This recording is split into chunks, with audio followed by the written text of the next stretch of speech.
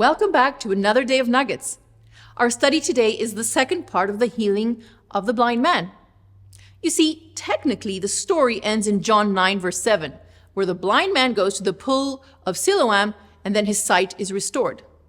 But the reality is that the miracle blew up even more, but in a negative way. If we described it in today's terms, we could say it went viral.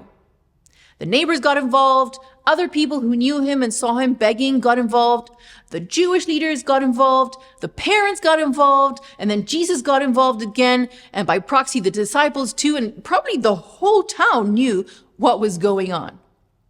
You see, the miraculous healing turned into a big deal because Jesus' divinity came into question. And you know that saying, you can't see the forest for the trees?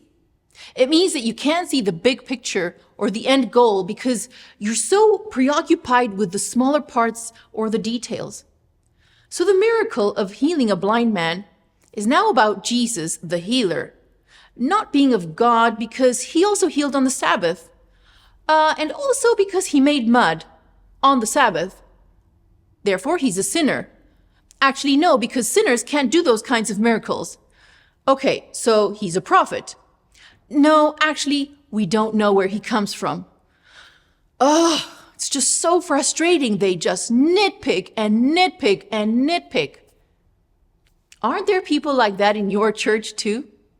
People who take it upon themselves to decide what's right, what's wrong, what God approves and what he doesn't approve. And they think that they're everybody's conscience and they nitpick and nitpick. Or maybe you are that person. Even if you are a disciple of Jesus, you can get it wrong.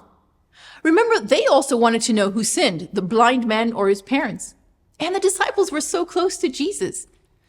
But what business is it to you and I to be determining these kinds of things in others? Does it bring us closer to Jesus? Does it enhance our walk with him? Sometimes we also miss the forest for the trees. We forget to glorify God for the wonderful ways he works in our lives and in the lives of others, which is ultimately what we need to do as Christians. And with that, we come to the end of our nugget. I'll see you tomorrow.